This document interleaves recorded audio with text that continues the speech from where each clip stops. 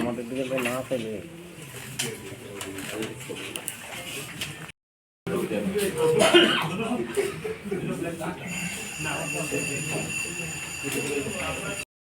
আমাদের পার্টির ২৪তম রাজ্য সম্মেলন হতে চলেছে আগামী ২৯, ৩০, ৩১ জানুয়ারি, এই মাসের শেষ ৩ দিন।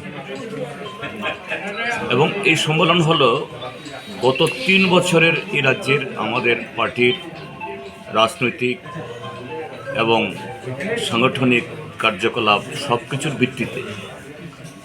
তো এই রাজ্য সম্মেলনের আগে গত ৩ বছরের রাজনৈতিক পরিস্থিতির মূল্যায়ন এবং আমাদের সাংগঠনিক কার্যকলাপের হিসাব নিকাশ এই সম্মেলন আলোচনা হবে। তার জন্য একটা খসড়া প্রতিবেদন তৈরি করা হয়েছে।